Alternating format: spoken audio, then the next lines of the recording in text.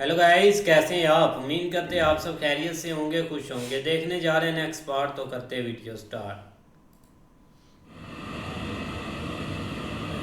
इधर भी रोना धोना ही पड़ा हुआ है। इधर कौन सा जश्न हो रहा मेरे पुत्रों का जीवन है? अब मेरा जीवन है ताकि माता पिता अपने संतान की एक हंसी पर अपने सारे प्राण त्याग देते हैं।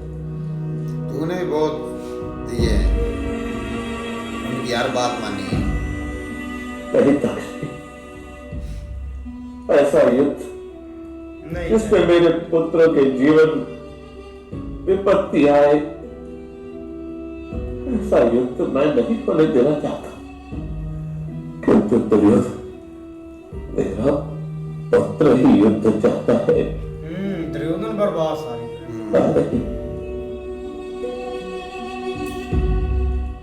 कैसे निर्णय लूंगा ताकि जैसे पहले लेता था अब किस लेना प्रकार पता से चले। निर्णय आपने तो अपने जीवन में कोई निर्णय लिया ही नहीं महाराज।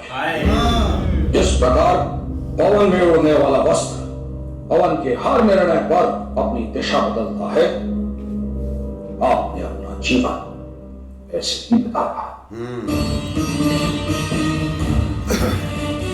और अंत में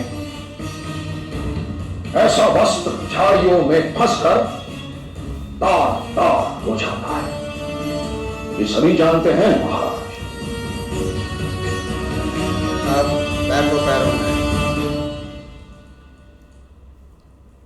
इतने कठोर शब्द मत कहता श्री। रोने लग गया। ताया श्री तो आपको पर बड़ी देर आपके से समझा सामने रहे कोई थे। राजा बच्चे नहीं, केवल आपके पुत्र के रूप में आपका परामर्श लेने आया हूँ। राजा आते थे बाप। परामर्श देने का समय तो बीत गया। अब मैं क्या परामर्श दूं आपको? युधिष्ठिर को हस्तिनापुर का राजा बना दीजिए। यदि तुम स्वयं दुर्योधन के पक्ष में अपने राजपद का त्याग कर दो तो मेरा धर्म भी रह जाए और सुख भी रह जाएगा। वाराणवर्त में पांडु पुत्रों को भस्म करने का प्रयत्न मत कीजिए। वारणावत में काका श्री के परिवार का स्मरण भी जल जाएगा। उन्हें इंद्रप्रस्थ में सुख से रहने दीजिए। अवश्य करो इंद्रप्रस्थ पर आक्रमण, किंतु अग्निस्थान का विचार क्या तो पुत्र? मुझे केवल उन्हें पराजित नहीं करना है पिताश्री, तुम्हें अपमानित करना है, अपमानित करना है। युद्ध सभा का आयोजन मत कीजिए। शास्त्र और शस्त्र के साथ साथ युद्ध भी क्षत्रियों का एक गुण माना गया, इसलिए मेरे पुत्र दुर्योधन ने युद्ध सभा का आयोजन किया। सारी बातें पहले से आपको बड़ी सभा में वस्त्रहीन मत होने दीजिए महाराज। दासी द्रौपदी को अपने स्वामी दुर्योधन का प्रत्येक आदेश मानना ही होगा। पांडवों को वनवास और अज्ञातवास मत दीजिए महाराज। पांचों भाइयों को अपनी पत्नी द्रौपदी के साथ 12 वर्षों का वनवास तथा 1 वर्ष का अज्ञातवास स्वीकार कर, स्वीकार कर, स्वीकार कर। उस वक्त तो नहीं तो डरा था, अब वो डर रहा है।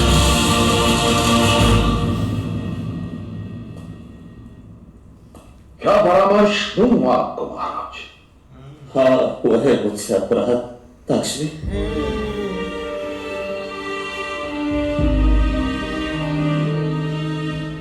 मैं तो जन्म से ही नेत्रहीन होता हुई अब इसकी बातें ये शुरू हो जाए। अनजान सा भय सदैव मेरे मन को घेरा रहता है।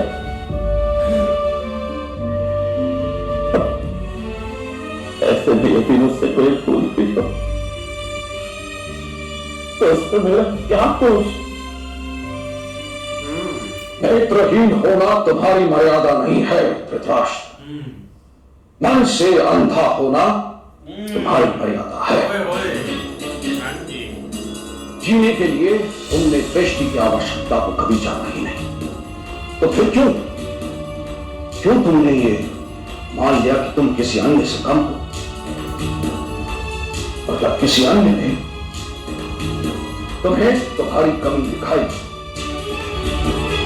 क्यों विश्वास कर लिया उसने? तो उस तरह नहीं था।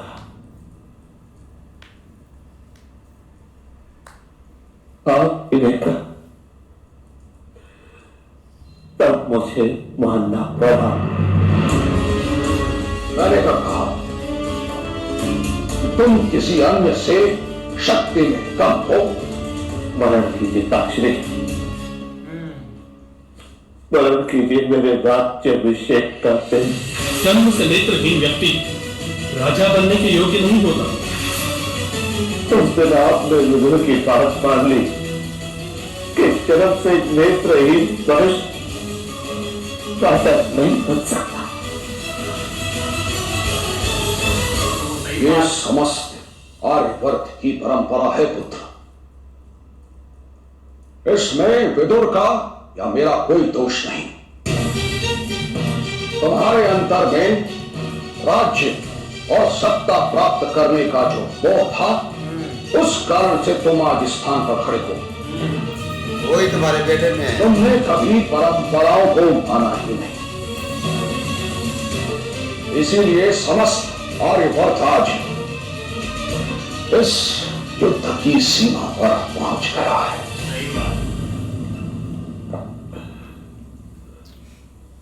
यदि युद्ध हुआ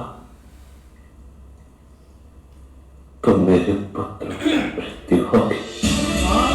वो तो नजर आ रहा है।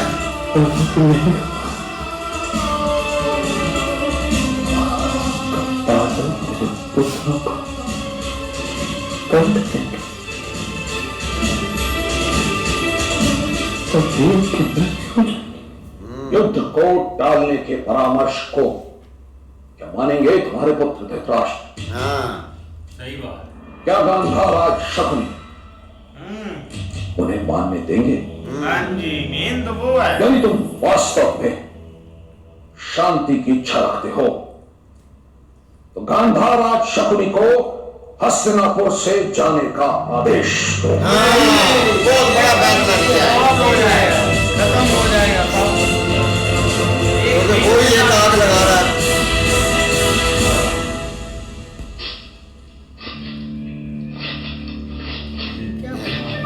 ये वही जो इसका काम है, पुरानी योजना है। गरुड़ वीर की रचना ये दो वेले इधर बैठ के खा रहे हैं। केवल बहुत संकल्प लगी भूमि हुई पर है की जा सकती बेचारों है। की।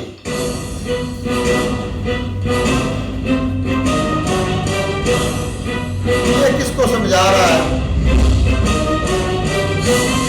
इसके पास दिमाग ही नहीं है। यदि शत्रु की सेना पहाड़ी पर से पत्थरों की वर्षा करे हाँ, तो सैनिक अपनी ही ढाल के नीचे कुचले जा सकते हैं। तुम्हारी ये सारी व्यूह रचनाएं गलत है। तुम्हारी सेना का विध्वंस करने के विविध मार्ग है। युद्ध के पूर्व पराजय की बात करके आप अपनी निर्बलता प्रदर्शित कर रहे हैं गांधाराज। पिछले 10 वर्षों में मैंने 4 दिग्विजय किए। छोटे बड़े 300 से अधिक युद्धों में विजय प्राप्त की है मैंने। सुनी चुप कराए। व्यूह रचना का प्रयोग और महत्व दोनों को जानता हूं।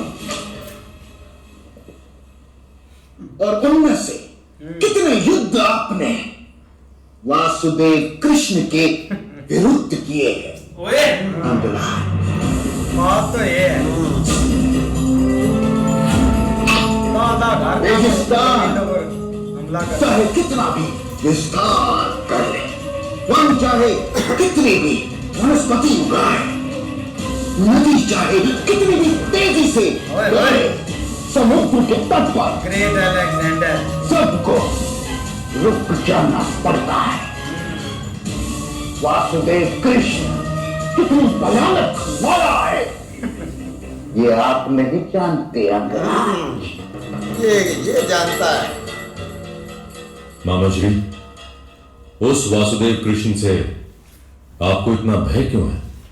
उससे ही तो भय है इसको। कांपता है उससे। वह तो अनजान वस्तुओं से होता है मेरे बच्चे, और वासुदेव कृष्ण की शक्तियां तो मैं जानता हूं। वो इतना बुद्धिमान और प्रपंची है कि तुम्हारी सारी सेना को ऐसे मारेगा, ये ले। बिखेरकर अकेला वो कृष्णा जी का बना रहा था। इधर आकर बैठेगा और रणभूमि में खड़ा रह सकता है। इस जैसा दिमाग किसी के पास नहीं। उसको अपना एंड नजर आ रहा है। शकुनी ने बातें बिल्कुल सही की, लेकिन दूसरी तरफ धृतराष्ट्र है ना, वो अब तड़प रहा है, क्योंकि उसने 6-7 1-2 फैसले गलत हो जाएं तो वो माफ़ किए जा सकते हैं। उन्होंने 6-7 फैसले ऐसे किए हैं कि जो माफ़ करने वाले बिल्कुल नहीं है, वो भीम से लेकर अब तक वो जो इन्होंने एक किए हैं। क्योंकि अब देखें ना, एक यहाँ माफ़ी वाला कोई दरवाज़ा रह ही नहीं गया कि जो इनको भाई, और अब ये है कि ये यूज़ होता रहा है, शकुनी पीछे से आग लगाता रहा है, और यही रीज़न है कि अब ये नहीं बच सकते। नहीं ऐसे ही लेते हैं, लेकिन भाई जो शकुनी है ना, अंगराज करण की अच्छी उतारता है, क्योंकि उसने बोला कि हमने ठीक है युद्ध लड़े तो हैं, लेकिन कृष्णा जी के साथ कितने लड़े हैं। चुप कर गया उधर यार। चुप भाई बनता है उसका, पता है इसको। एक अर्जुन का भाई वो तीर लगा जिससे इसको भाई करंट लगा था, उसके बाद तो ये डर गया। अगर उनके सब वो अर्जुन भी है, भीम भी है, वो 5 भाई हैं, बाद में भाई उनके आ गए हैं भाई 6 बेटे हैं उनके, और साथ में सबसे बड़ी भाई उनके साथ शक्ति है वो है कृष्णा जी।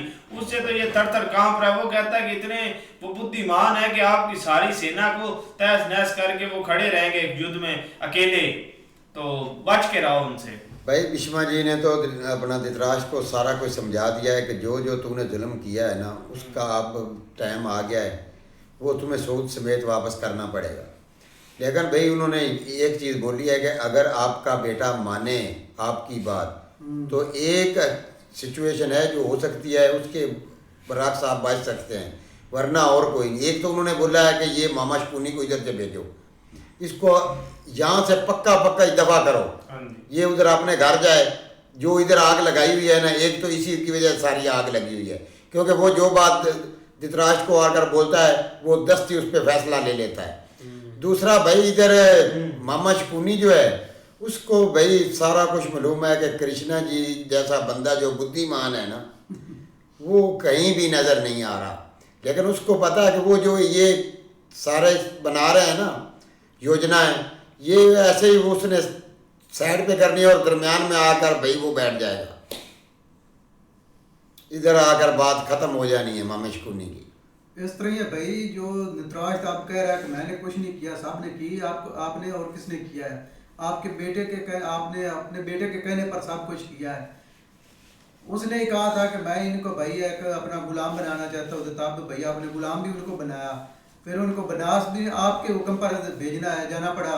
दूसरी पंचाली है, उसको भी भाई आपने बंदी बनाया इधर, और उसको भी भाई अपना पांडुपुत्रों के साथ बनास में भेजा। आपने हुक्म जारी किए थे तो सब कुछ हुआ था, आपके हुक्म के बगैर कुछ भी नहीं होना। इस द्रोदन की किसने माननी थी कि आपने ऑर्डर किया सब कुछ हुआ है। आप कह रहे हैं कि सब कुछ अपना द्रोदन ने किया, मैंने कुछ भी नहीं किया है।